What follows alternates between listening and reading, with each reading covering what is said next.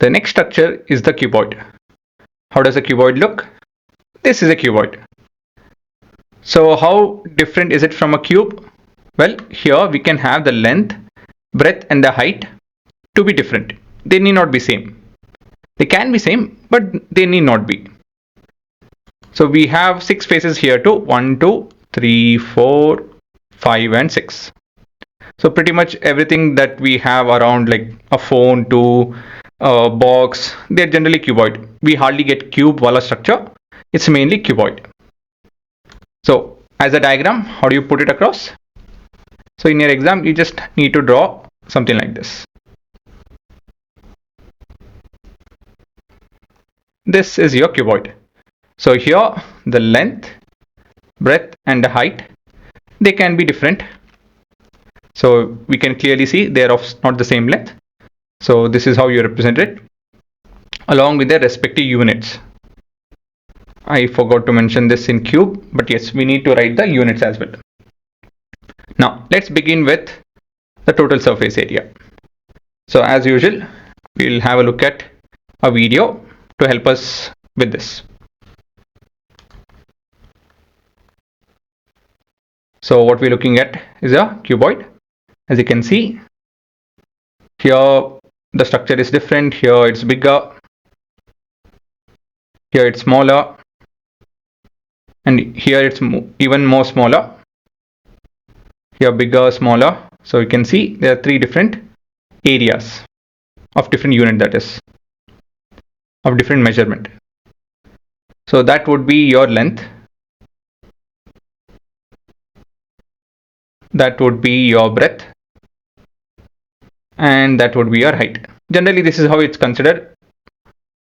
It need not fix the length, breadth and height to be of this manner. It can be anyhow. And the height. So if you open up a cuboid, how does it look? Well, that's what we're going to see. Right, it's quite simple. You guys can also do it at home. Try it. If you're learning it for the first time, I would request you guys to do this. So we have this particular structure.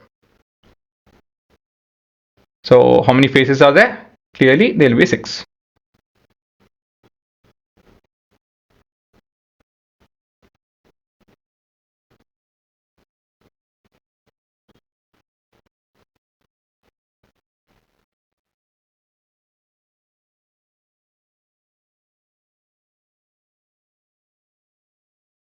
So that is your total surface area of the cuboid.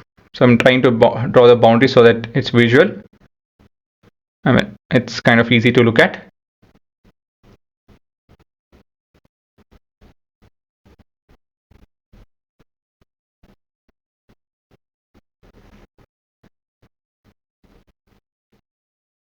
So that is your cuboid. Now, so the first thing is, let's remove the extra part. So this is the extra bit. It's meant for connecting or joining things. So this we can ignore. So remaining we have 1, 2, 3, 4, 5 and 6 faces. So if we consider this as a top, this would be your bottom. Top and bottom. This is important to recognize because when we talk of lateral surface area, we need to be clear with what we are dealing with. Okay. Now, how do you find the total surface area? Well, we have the top and the bottom. Let's start with that. The top and the bottom would be, okay, I kind of lost the, yeah, the top would be something like this, and the bottom also will look the same, is it not? So this is not your bottom. Yeah, this is your bottom. So it has length and breadth. So L into B is the area of the top and the bottom. There are 2 of them, is it not? The top and the bottom, there are 2 of them. Length into breadth, there are 2 of it. So total surface area is equal to 2 times of L into B. Plus, we have the sides. First and the third one indicates the side. Side is basically this. This is the side. This is basically your height into breadth. But there are 2 of them. Height into breadth. As you can see, it's indicated by your first and the third one. Height into length is the remaining one. So this would be your height into length. Let me show it over here. This is your height into length. So this would be plus 2 times of height into length. So this is how you can remember the formula. You need not further reduce this and all that. That's of no use.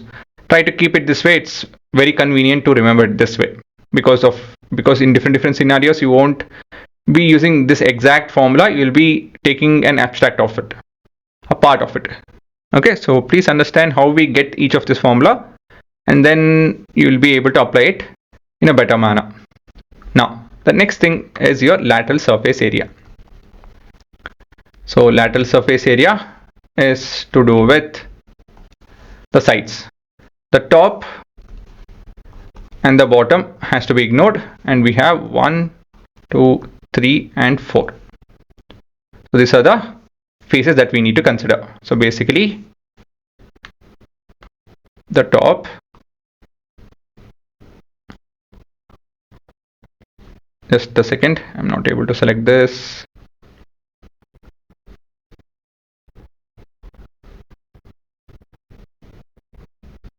The top and the bottom. Yeah, if you remove this is your lateral surface area. Okay, so if I remove the top and the bottom, we have the lateral surface area. So basically that would be what? That would be your length into height, and what else? Let me have a look over here. So length into height and height into breadth. So basically the height term has to be there, and remember there are two of it. 2 into length into height plus 2 times of height into breadth. Height is common in both of them. So that's how you can remember. If not, according to the question, you can just directly write the answer. Not an issue. Okay, let's come back to this. So now we are looking at finding the volume. Right? So for that, we'll make use of a plane which is of same length and breadth. So that is basically this. So we're going to make use of this. So what should we do? Copy. Okay, not that. Copy, paste. So this I have to do it a few times.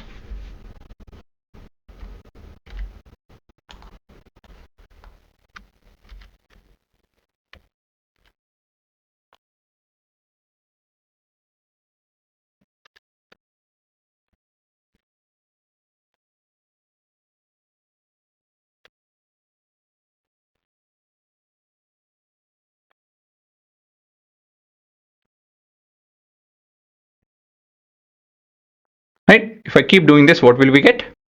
Let's have a look. So it's a bit bigger actually, bigger than what we require, but yes, even this is a cube. So this structure also will add up to be a cube. Let me kind of remove this and get it down. Oh, I stuck removed. Okay, that won't help.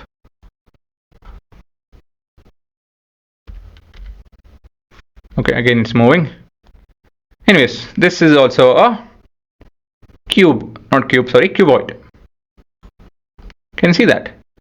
This is a cuboid. If I keep arranging in this manner, right, in a better manner actually, this structure would be a cuboid. So what is that we're looking at? First thing that we begin with is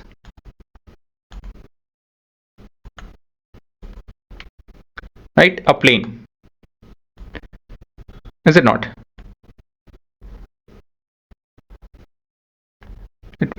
We got a plane. So this is of length L and this is of length B, breadth, that is L and B. So area of this is L into B. So if I stack it up to a height of h, so that would be adding L and B h number of times. So what will you get? So we know that volume can be obtained by area into the length. So area is L into B and it is stacked to a height of h, length of the third side, that is. So what is the volume? L into B into h. Again, this idea of getting the volume will help you in the future videos. That's why I'm teaching in this manner. I know you guys find this topic very easy, the cube and the cuboid, but still the methodology in which we learn is what is new to you guys. So I would appreciate if you guys are a bit patient and learn in this manner.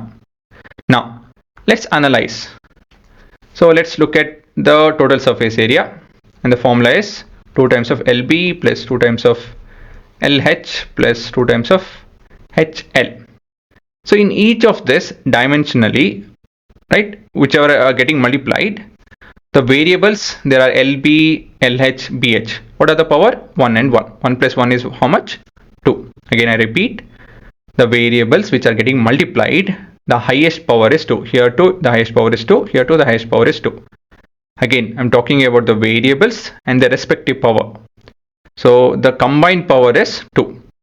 So again, remember, anything to do with area is of 2 dimension, and thus the formula the powers will be 2. Yes, we can add any number of set of variables whose power is 2, but their power will not add up. Okay, how will the powers add up? As per the formula, a to the power of n into a to the power of m. It's only the terms which are multiplied in which we can add the powers. Right. Next is volume. Volume is LBH. Here the powers are 1, 1 and 1. So this will add up to 3, is it not? 1 plus 1 plus 1 is 3. So volumes are always 3 dimension, right? So this is how we can analyze. You got it? So this is the power of understanding this way. Again, all of this will come in handy in time. So let me not try to justify it over here. As and when we use it, you will get to understand. And when you get stuck somewhere with any kind of formula, all this will help. So you can take that, I can assure you of that. So again, pause and please do write it, even though you guys know it, just write it. It will hardly take 5 minutes.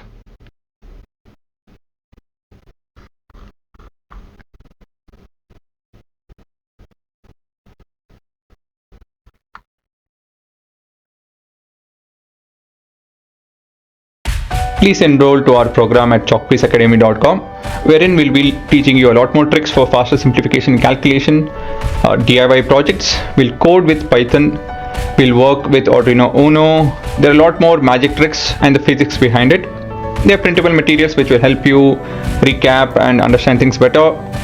We'll have live revision and doubt session 2 months before your term exams. It's very cost effective. There would be no ads or any kind of distractions, and we have a dedicated app to help you guys with this.